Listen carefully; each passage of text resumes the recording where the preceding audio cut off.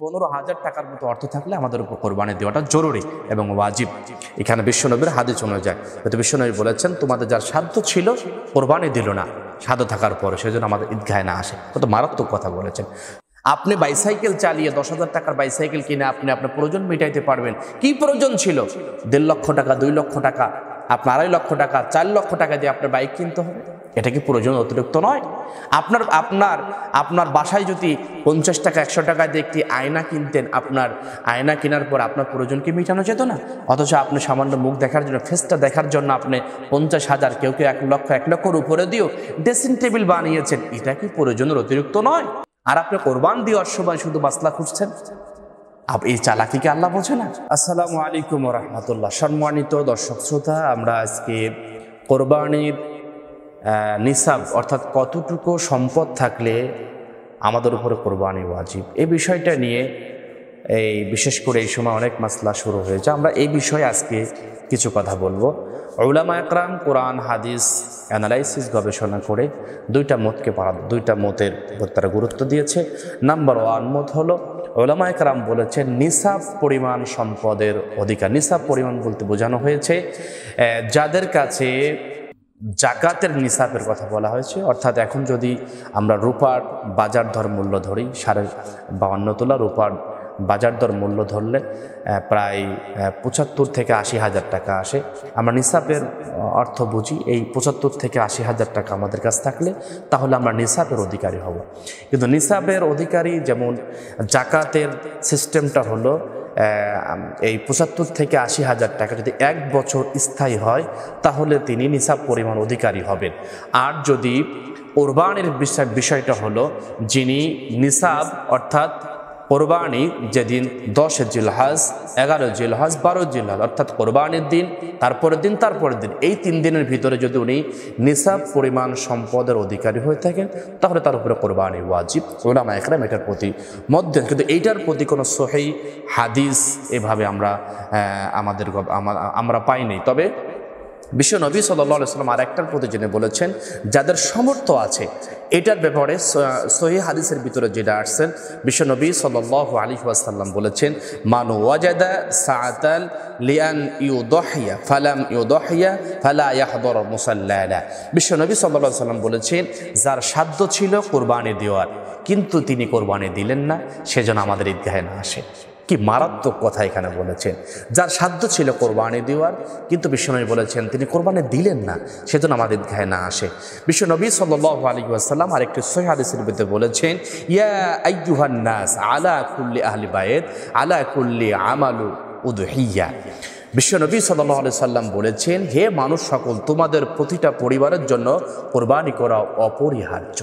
আমরা দুইটা হাদিসকে সামনে রেখে আমরা বলতে পারি, এখানে দেখেন নিসাবের কিন্তু কোনো কথা নেই। এখানে বলা হয়েছে তোমাদের যার সামর্থ্য আছে সে যদি কোরবানি না দেয় সেজন্য আমাদের ঈদগাহে না আসে। কি মারাত্মক কথা এখানে বলেছেন। বিষ্ণু আরেকটা হাদিসের মধ্যে বলেছেন, ইয়া আইয়ুহান নাস আলা কুল্লি আহলি বাইত আলা কুল্লি আমাল উদহিয়া। হে মানুষ সকল, তোমাদের প্রতিটা পরিবারের জন্য কোরবানি করা অপরিহার্য। আমরা তাহলে এখান থেকে আমরা বুঝতে পারি তাহলে আমাদের কতটুকু সম্পদ থাকলে আমাদের উপরে কোরবানিটা ওয়াজিব হয়ে যায়। এখানে বলা হয়েছে সাধ্যটা কি?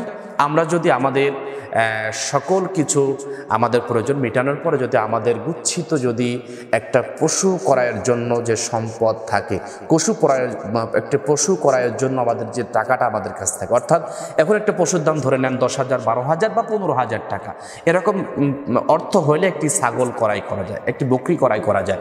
আমরা এই পরিমাণ অর্থ যদি আমাদের কাছে থাকে তাহলে আমাদের উপর কোরবানি ওয়াজিব, সম্মানিত দর্শক শ্রোতা, তাহলে আমাদেরকে আমরা জেনে নিলাম, যেহেতু এখানে নিসাবের কথা বলা হয় না, যার সাধ্য ছিল আমাদের কোরবানি, তাহলে আমাদের যদি প্রয়োজন মেটানোর পরে আমাদের কাছে কোরবানির দিন অর্থাৎ 10 জিলহজ, 11 জিলহজ, 12 জিলহজ অর্থাৎ কোরবানির দিন, তারপরের দিন, এই 3 দিনের জন্য আমাদের একটা পশু ক্রয়ের মতো অর্থ যদি আমাদের গুচ্ছিত থাকে, আমাদের কাছে থাকে, হতে পারে সেই টাকাটা আমার কাছে থাকতে পারে, কর্জ থাকতে পারে, ব্যাংকে থাকতে পারে, যেখানেই থাকুক আমার টাকাটা যদি থাকে তার উপরে কোরবানি ওয়াজিব, কোরবান দিতে হবে। সম্মানিত দর্শক শ্রোতা, তাহলে আমরা কোরবানটা আমরা ধরে নিতে পারি একটি 15,000 টাকার মতো অর্থ থাকলে আমাদের উপর কোরবানি দেওয়াটা জরুরি এবং ওয়াজিব।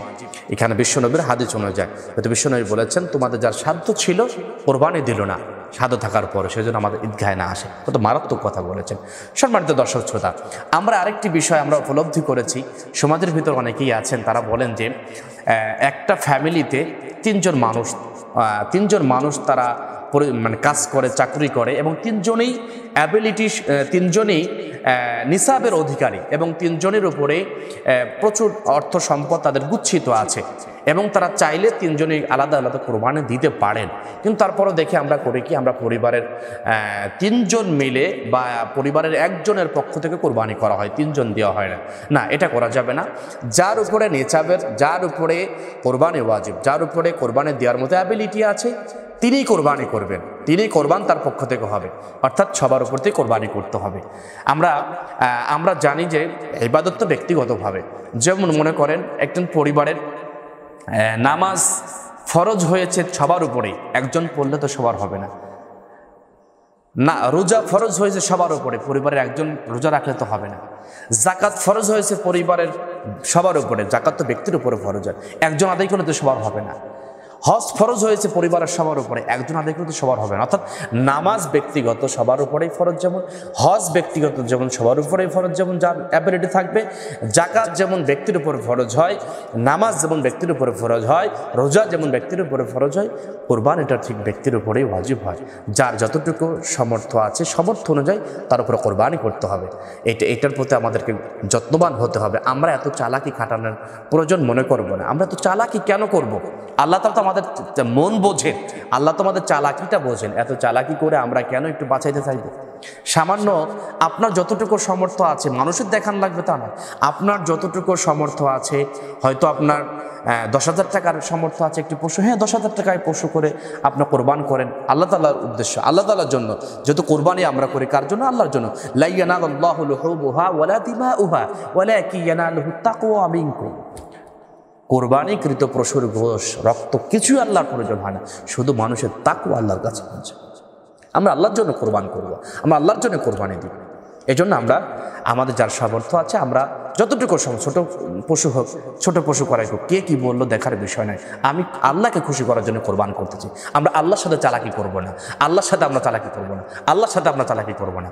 সম্মানিত দর্শক শ্রোতা, আরেকটি বিষয় দেখেন, আমরা আল্লাহর সাথে এই কোরবানি আসলে আমরা তো আমাদের কাছে এত মাসলা আসে, যে কোনো কায়দায় কোরবানিটা কীভাবে বাঁচানো যায় এই চিন্তা করে। আমি তাদেরকে বলি, দেখেন সামান্য 10-15 হাজার টাকার পশু ক্রয় করবেন, আপনারা এতটুকুই দিতে যায় খুব হিমশিম খাচ্ছেন, কোন কায়দায় বাঁচানো যায় এই চেষ্টা করছেন। আমি তাদেরকে বলে, শুনুন, আপনার পরিবারে ঘরের ভিতরে আপনার কি প্রয়োজন ছিল? 1 লক্ষ টাকা 50,000 টাকা দিয়ে টিভি কেনার কি প্রয়োজন ছিল? আপনি টিভি কিনেছেন, এটা কি আপনার বিলাসবহুল তো নয়? আপনি বাইসাইকেল চালিয়ে 10,000 টাকার বাইসাইকেল কিনে আপনি আপনার প্রয়োজন মেটাইতে পারবেন। কি প্রয়োজন ছিল? 1.5 লক্ষ টাকা, 2 লক্ষ টাকা, আপনার 2.5 লক্ষ টাকা, 4 লক্ষ টাকা দিয়ে আপনার বাইক কিনতে হবে? এটা কি প্রয়োজন অতিরিক্ত নয়? আপনার বাসায় যদি 50 টাকা 100 টাকা দিয়ে একটি আয়না কিনতেন, আপনার আয়না কেনার পর আপনার প্রয়োজনকে মেটানো যেত না? অথচ আপনি সামান্য মুখ দেখার জন্য, ফেসটা দেখার জন্য আপনি 50,000, কেউ 1 লক্ষর উপরে দিয়েও ড্রেসিং টেবিল বানিয়েছেন। এটা কি প্রয়োজনের অতিরিক্ত নয়? আপনার বাড়িতে আপনি কয়েকটি চেয়ার কিনলেই বসতে পারতেন, হয়তো 4টা চেয়ার কিনলে আপনার এখানে 2,000 টাকায় হয়ে যেত, কিন্তু আপনি সামান্য একটু বসার জন্য সোফা বানিয়েছেন, সেই সোফার দাম 50,000, 1 লক্ষ, 1.5 লক্ষ টাকা। এটা কি প্রয়োজন অতিরিক্ত নয়? আপনার বাড়িতে একটি চৌকি কিনলে, 2,000 টাকাতে চৌকি কিনলে আপনি ঠিক আরামসে ঘুমাইতে পারতেন, কিন্তু আপনি সেই ঘুমানোর জন্য আপনার 1 লক্ষ টাকা দিয়ে খাট বানাইতে হয়েছে, বা 70,000, 50,000 টাকা দিয়ে খাট বানাইতে হয়েছে। এটা কি আপনার প্রয়োজন অতিরিক্ত নয়? আর আপনি কোরবান দেওয়ার সময় শুধু মাসলা খুঁজছেন। এই চালাকিকে আল্লাহ বোঝে না? আবার আমরা গ্রামের অনেকেই দেখি, যখন জমি বিক্রয় করার জন্য, জমি কেনার জন্য যখন মানুষকে যখন বলা হয়, তখন ওই জমিগুলো কেনার জন্য গ্রামের মানুষ মানে প্রতিযোগিতা শুরু করে দিই। 4 লক্ষ, 5 লক্ষ, 10 লক্ষ টাকার জমি ক্রয়ের জন্য প্রতিযোগিতা শুরু করি, আর 10,000, 15,000, 20,000 টাকা দিয়ে আমি কোরবান করতে পারবো না। এই জন্য আসুন আমরা আল্লাহ তাআলার সাথে চালাকি না করি, আল্লাহ তাআলার সাথে আমরা চালাকি না করি। আপনার এই কোরবানির গোশের ভিতরে গরিবদের হক আছে। হয়তো আপনি বছর অনেক সময় গোশ কিনে খেতে পারেন, আপনার গ্রামের, আপনার বাড়ির পাশে, আপনার গ্রামের পাশে এমনও মানুষ আছে বছরে হয়তো এক টুকরা গোশও খাওয়ার মতো অ্যাবিলিটি তার জোটে, কেনার মতো সামর্থ্য নেই। আসুন আমরা আমাদের নিজেদের আত্মসমালোচনা করে আমরা আমাদের যত সামর্থ্য যতটুকু আছে আল্লাহকে ভয় করে আসুন আমাদের ওয়াজিবটা আদায় করার জন্য আমরা একটি পশু হলেও কোরবান দিই আমাদের সাধ্য মতো। যদি ঈদের দিনে সামর্থ্য হয় ঈদের দিনে দিবেন, যদি ঈদের দিন 10 জিলহজ সম্ভব না হয়, যদি 11 জিলহজ দিবেন, 12 জিলহজ দিবেন, আপনার 3 দিনই আছে। এই জন্য আমরা এই সকল অজুহাত দিয়ে অত্যন্ত পক্ষ কোরবান থেকে আমরা সরে যাব না। আল্লাহ তাআলা আমাদেরকে এই আমলটা, এই ওয়াজিব আমলটা যেন আমাদের যাদের উপর ওয়াজিব হয়েছে আল্লাহ তাআলা যেন আমাদের সবাইকে এই ওয়াজিবটা আদায় করার তৌফিক দান করুন। ওয়া আখিরু দাওয়ানা আনিল হামদুলিল্লাহি রাব্বিল আলামিন। ওয়াসসালামু আলাইকুম ওয়া রাহমাতুল্লাহি ওয়া বারাকাতুহু।